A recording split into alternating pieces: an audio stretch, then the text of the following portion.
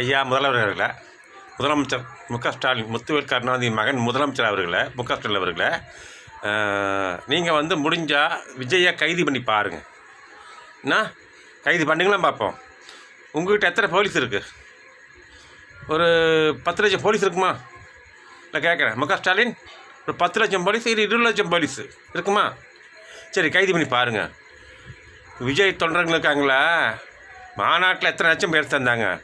கைது பண்ணி போகிற வழியிலேயே அதிலே 10 லட்சம் பேர் வருவாங்க. பைக்லேயும் வரும், கார்லேயும் வருவாங்க, எப்படியும் வருவாங்க, நடந்தால் வருவாங்க. அது லேடிஸ் நிறைய வருவாங்க.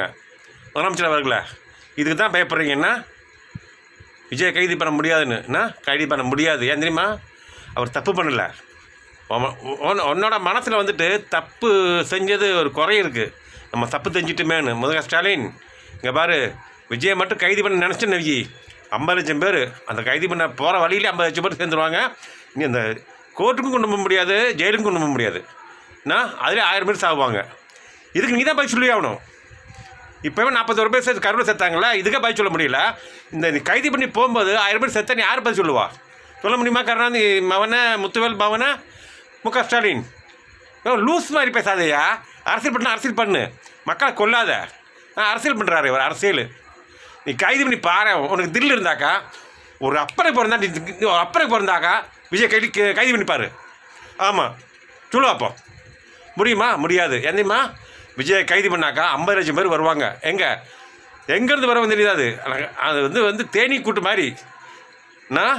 இது ராணி மேலே கை வச்சா, தேனி ராணி மேலே ராஜா மேலே கை வச்சா ராணிகள் ஃபுல்லாக நிற்கும். அதே மாதிரி சிப்பந்திகள் நிற்பாங்க. அதே மாதிரி தான் விஜய்.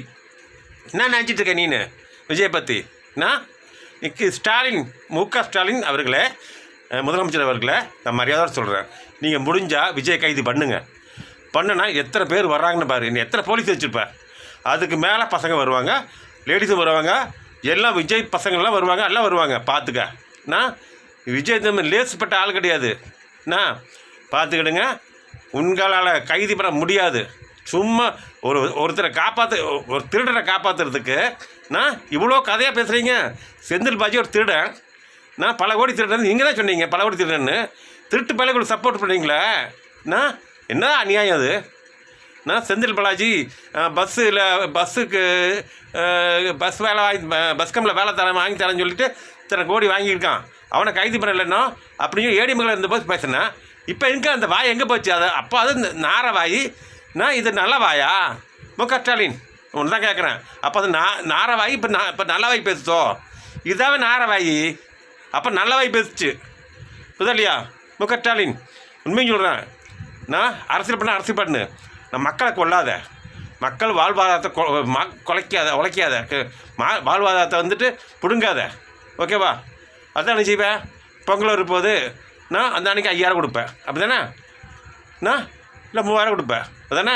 ஓட்டு வாங்குறதுக்கு என்னென்ன செய்வேன் தெரியுமா? எல்லாம் செய்வேன். நீನು ஓட்டு வாங்கணும். உங்கள் அப்பா மாதிரி காமராஜ் தோக்கடிச்சது உங்கள் அப்பா தான்.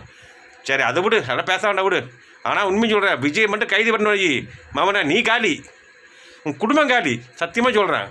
ஆமாம், ஸ்டாலின் 50 லட்சம் பேர் வருவாங்க. பார்த்துக்கோ. பாய், இதோட நிப்பாட்டிக்கிறேன்.